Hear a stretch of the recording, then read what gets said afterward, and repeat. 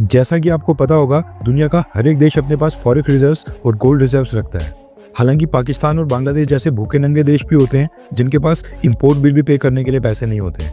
Reserve इकट्ठा करना तो दूर की बात है, फॉरेक्स रिजर्व्स को एक तरह से किसी कंट्री की सेविंग्स भी माना जा सकता है। जब एक व्यक्ति पैसे की बचत करता है तो वो उसको फ्यूचर इमरजेंसीज, इन्वेस्टमेंट या फिर रिटायरमेंट के लिए इस्तेमाल करता है। वैसे एक देश के फॉरेक्स रिजर्व्स भी देश को इकोनॉमिक स्टेबिलिटी और क्राइसिस सिचुएशन में मदद करते हैं, जैसे कि currency depreciation, balance of payment crisis या फिर ग्लोबल मार्केट में फाइनेंशियल इंस्टेबिलिटी के समय।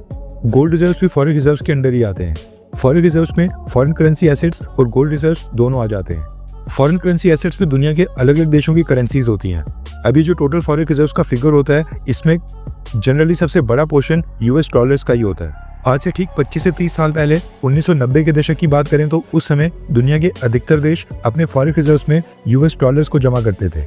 एक डेटा के मुताबिक साल 2001 में दुनिया के सभी देशों के पास जितने भी फॉरेन रिजर्व्स थे उनमें यूएस डॉलर्स का शेयर 70% से भी ज्यादा था।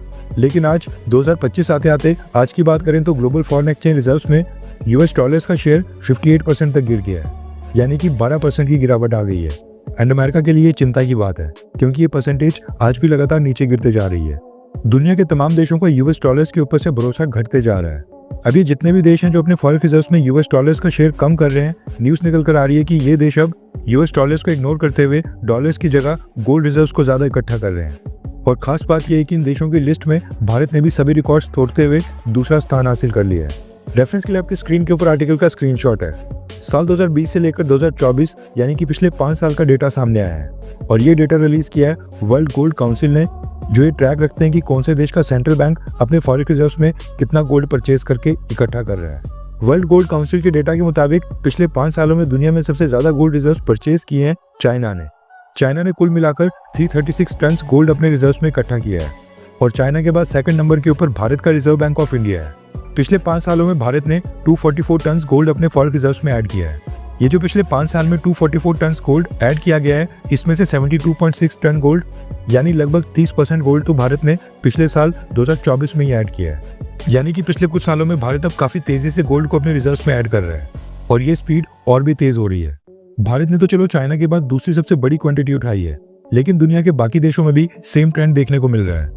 सभी देश अपने फॉरेन रिजर्व्स में यूएस डॉलर्स को रिप्लेस करके गोल्ड और बाकी करेंसीज को भी ऐड कर रहे हैं। इसलिए ग्लोबल फॉरेन रिजर्व्स में यूएस डॉलर्स का शेयर लगातार नीचे गिर रहा है। अमेरिका की नेशनल करेंसी यूएस डॉलर्स का ये हाल होगा और मोस्ट इंपॉर्टेंट, भारत भी इस तरह की स्ट्रेटेजी अपनाते हुए यूएस डॉलर्स को इतने अग्रेसिव तरीके से इग्नोर करके गोल्ड रिजर्व्स के ऊपर भरोसा करेगा। इसके पीछे भी कई सारे कारण हैं। सबसे पहले तो अमेरिका के ऊपर 34 ट्रिलियन डॉलर्स का नेशनल डेट हो गया है, जो उसकी जीडीपी से भी काफी ऊपर चले गया है। एंड अब इस डेट के कारण अमेरिका में कभी भी फाइनेंशियल क्राइसिस आ सकता है। साल 2008 में जब अमेरिका में फाइनेंशियल क्राइसिस आया था, उस समय यूएस डॉलर की वैल्यू कुछ ही दिनों के अंदर 16% तक गिर गई थी। अब उस समय तो यूएस डॉलर रिकवर हो गया था, क्योंकि अमेरिका के ऊपर कोई नेशनल डेट भी नहीं था और सभी बिना किसी चिंता के यूएस ट्रेजरी बॉन्ड्स परचेज कर रहे थे। लेकिन आज अगर यूएस डॉलर क्रैश होता है तो एक्सपर्ट्स का मानना है कि इस बार रिकवरी साल 2008 के मुकाबले काफी डिफिकल्ट होने वाली है। अमेरिका के ऊपर डेट काफी ज्यादा हो गया है। यूएस डॉलर की लॉन्ग टर्म स्टेबिलिटी को लेकर काफी सवाल उठ रहे हैं, जिसकी वजह से कई सारे देशों ने गोल्ड रिजर्व्स के साथ हेजिंग करना स्टार्ट कर दिया है, क्योंकि लॉन्ग टर्म में गोल्ड आज की डेट में यूएस डॉलर के मुकाबले ज्यादा स्टेबिलिटी दिखा रहा है। यूएस डॉलर्स में फ्लक्चुएशन के कारण रिवैल्यूएशन लॉस भी काफी ज्यादा बढ़ गया है। ऊपर से अमेरिका जियोपॉलिटिकल कॉन्फ्लिक्ट्स के समय यूएस डॉलर्स को वेपन्स की तरह इस्तेमाल कर रहा है। देशों को यूएस डॉलर्स में ट्रेड करने और इंटरनेशनल ट्रेड सेटलमेंट्स में यूएस डॉलर की पेमेंट करने के ऊपर रोक लगा रहा है। एक ये भी कारण है जिसकी वजह से सभी देश यूएस डॉलर के ऊपर अपनी निर्भरता को कम कर रहे हैं।